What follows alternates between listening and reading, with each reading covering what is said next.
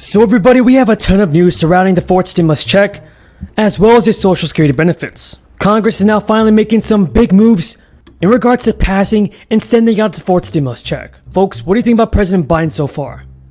Is he doing all that it takes to send out the fourth stimulus check and help out the American people as he promised during his campaign? Tell me your thoughts in the comments down below, everybody. While we are still waiting for the fourth stimulus check to be sent out and hit our bank accounts, I want to do my part in helping out my community. So, this Friday, everybody, one of you guys will receive a free $100 Amazon gift card. And to enter to win this gift card, all you have to do is subscribe to my channel and share this video with your friends and family. Now folks, here's what you have to know surrounding the fourth stimulus check. Well, the state of play looks good. The Senate is working through this amendment process. There's still a lot of procedure to be gotten through, but we are within days, possibly within hours, of seeing this historic legislation that's going to get us better roads and bridges, better ports and airports. Now Chuck Schumer has just released a $3.5 trillion budget resolution. And this is coming as Democrats prepare for a massive spending push. Senate Majority Leader Chuck Schumer on Monday released a text of the budget resolution through which Democrats plan to pass $3.5 trillion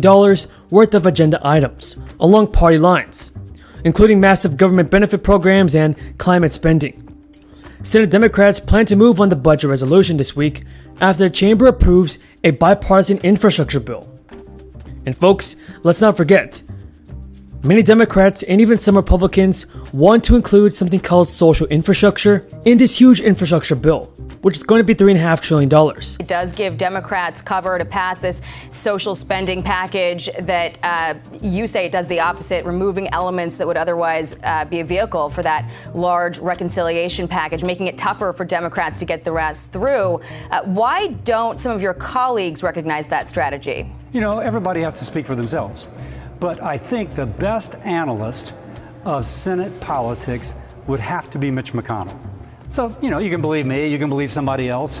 Look at Mitch McConnell. Now, things like social infrastructure could include child tax credits, Social Security benefits, an increase to your Social Security benefits, as well as a possible fourth stimulus check of $1,200 per month. But everybody, here's what Chuck Schumer said. He said we are on track to pass the most consequential, hard infrastructure legislation in decades. He also added, by making education, healthcare, childcare, and housing more affordable, we can give tens of millions of families a leg up. By making further investments in infrastructure, we can create tens of thousands of good-paying jobs. And by finally tackling climate change, we can spare our country and our planet the most devastating effects of global warming. So everybody, after the budget resolution is passed, the House and Senate will begin actually writing what is likely to be a massive bill that is going to face fierce opposition from some Republicans.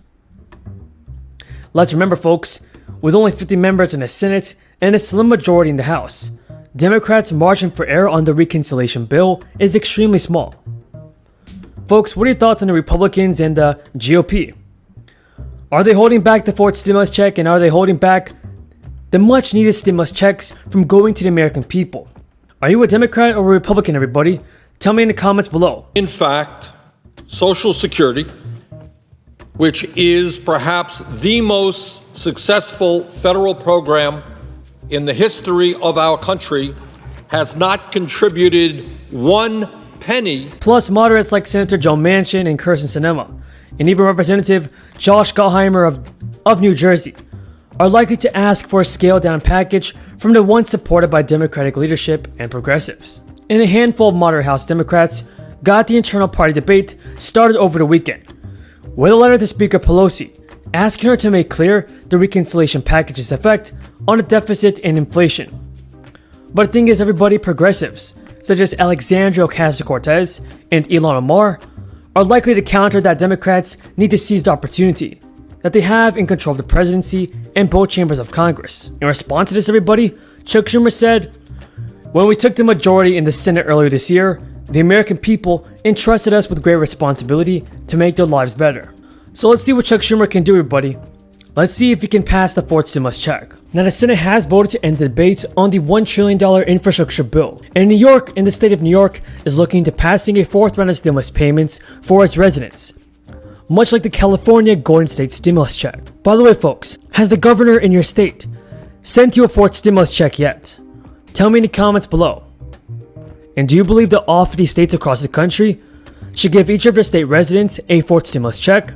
Leave a comment down below saying yes or no. Folks, the Senate on Sunday night voted to end debate on a roughly $1 trillion bipartisan infrastructure bill.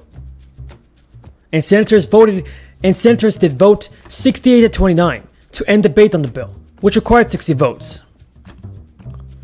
18 GOP senators joined with all Democrats to help advance legislation.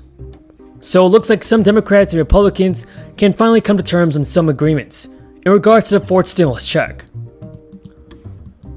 Everybody, that's all the news in this video, and if you guys found this video useful or helpful, then don't forget to subscribe to my channel and give this video a like. President, I would ask suspension of the quorum call.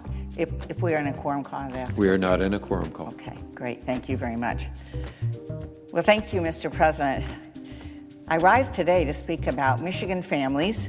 Our families are a lot like families in every other state. Families in Michigan worry about making ends meet. It's something that keeps them up at night a lot of times. Parents of young children wonder how they'll be able to pay for quality childcare. The cost may be as much or more than their rent. I know for my daughter and her husband, it's more than their mortgage payment for their 3 children. A mom who wonders how she will feed her kids healthy meals in the summer when there are no school meals. Parents of older children worry about how they'll be able to pay for their college tuition. Seniors in Michigan wonder why their hearing aid or their glasses or their trips to the dentist aren't covered by Medicare right now. They should be. And with our budget, they will be. And they want to know why their medicine is so expensive. And in addition, we have Michigan farmers diligently planting cover crops for healthier soil while directly battling the effects of the climate crisis and the destruction of their crops, and they need support to help them do more. They want to do more. All of our families wonder if we will be able to tackle the climate crisis in time to save lives and land and jobs. Their worries are our worries. That's why Democrats are committed to passing the Build Back Better budget. Let me also say that I congratulate all of my colleagues on both sides of the aisle who have, through their hard work and leadership, brought us to this point of passing Part 1 of President Biden's Build Back agenda, which is the bipartisan infrastructure bill, and I'm enthusiastically supporting it. So the Build Back Better budget is the second piece, and it's focused on keeping historic economic growth going, and it's a game changer for our families.